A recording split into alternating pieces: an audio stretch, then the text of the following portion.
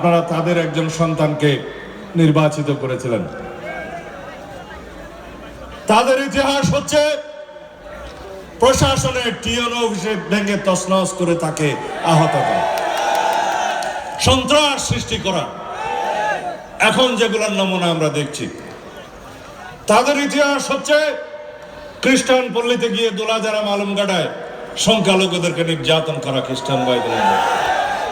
এখানে যাদের বয়স 35-এর বেশি, যাদের বয়স 50-এর কাছাকাছি, তারা আপনারা সেই ইতিহাস জানেন। আর আমার জন্মই হয়েছে এই দেশের উন্নয়নের জন্য।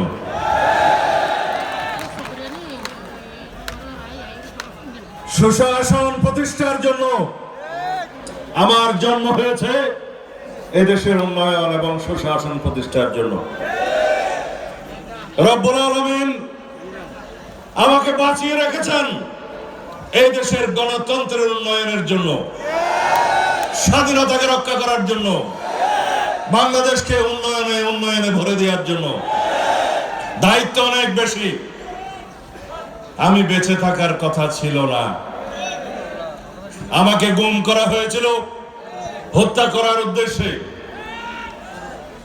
আপনারা মুনাজাত করেছেন রব্বুল আলামিনের দরবারে, রব্বুল আলামিন আপনাদের দোয়া শুনেছেন, মুনাজাত শুনেছেন। তিনি আমাকে জীবিত রেখেছেন, নতুন জীবন দান করেছেন।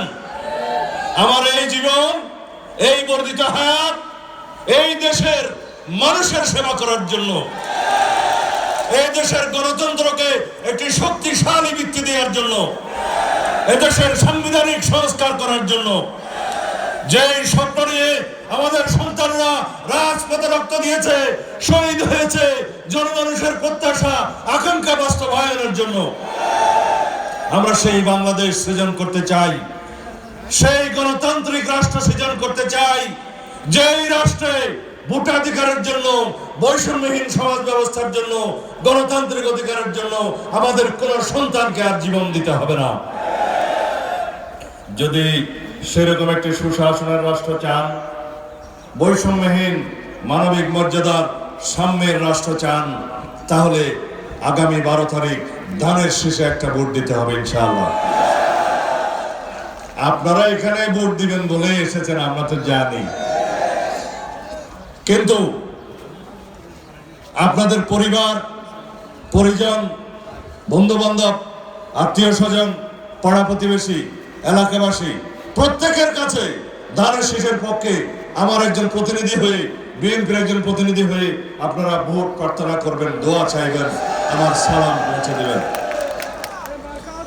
এই হলো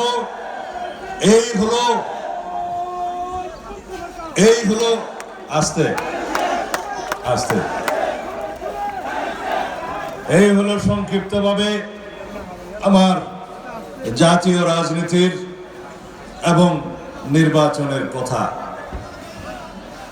আমরা যে জন্য এখানে সমাবেত হয়েছি, আমাদের নেতৃবৃন্দ, এলাকাবাসী আমার কাছে কোনো দাবি উত্থাপনই করে নাই। বিভিন্ন সময় যখন আমি বিভিন্ন এলাকা গণসংযোগ করতে গিয়েছি, পথসভা করেছি, তখন বিভিন্ন দাবি দেওয়ার নহর বইয়ে গেছে সমস্ত এলাকায়। কারণ তারা জানে কাকে দিয়ে উন্নয়ন হবে, সেজন্য আর আলাদা করে আমাকে কোনো উন্নয়নের ফেরেশতা এখানে দেয় নাই। কিন্তু আমি কিছু কথা বলতে চাই, যা আপনারা সবাইকে জানিয়ে দিবেন। ইনশাআল্লাহ আগামী 12 তারিখ সুষ্ঠুভাবে নির্বাচন সম্পন্ন হবে। সারা বাংলাদেশের মানুষ বিশ্বাস করে বাংলাদেশ জাতীয়তাবাদী দলের সরকার প্রতিষ্ঠা হবে ইনশাআল্লাহ।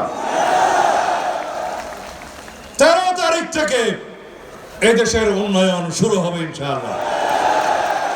সুশাসন প্রতিষ্ঠা হবে। যারা অন্তর্বর্তীকালীন সরকারের দায়িত্বে ছিলেন, তারা দুর্বল সরকার, কিছু কিছু কারণে আইন শৃঙ্খলা পরিস্থিতির অবনতি হয়েছিল, তারা চেষ্টা করেছে। যারা অন্যায় আচরণ করেছে, বিভিন্নভাবে বিভিন্ন রাজনৈতিক দলের নেতা কর্মীরা সমস্ত প্রচাগান্ডা, প্রপাগান্ডা সব আমাদের উপর দিয়েছে। আমি শুধু এই হুঁশিয়ার বাণী উচ্চারণ করতে চাই, যারা বিগত 1-1.5 বছরে আমাদের দলের ব্যানারেও নেতাকর্মীদের পরিচয়ে জনগণের উপরে যদি কোনো রকমের অন্যায় আচরণ করে থাকেন, 13 তারিখ থেকে তাদের বিচার শুরু হবে ইনশাআল্লাহ। আস্তে আস্তে আপনারা দয়া করে স্লোগান দিবেন না, সময় খুব কম। আপনারা এই কক্সবাজার চট্টগ্রাম মহাসড়ক 6 লেন উন্নতি হোক, সেটা চান? ইনশাআল্লাহ 13 তারিখ থেকে পরিকল্পনা শুরু হবে। আপনারা চান মহেশখালী মাতারবাড়ি সমুদ্র বন্দর থেকে এই আমাদের যে চকরিয়া বদরখালী পর্যন্ত সড়ক আছে মহেশখালী পর্যন্ত, সেটা 4 লেন উন্নতি হোক? হবে ইনশাআল্লাহ। আপনারা চান চকরিয়ার বাইরে থেকে 2টা ফ্লাইওভার করে একটা কক্সবাজারের দিকে আর একটা চিরিঙ্গা ব্রিজের দিকে সম্প্রসারিত হোক?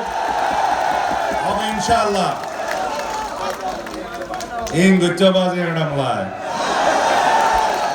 মরথুয়ালায় সরকার লায় ক্ষমতা লায় বুড়া হইতে পারবে না।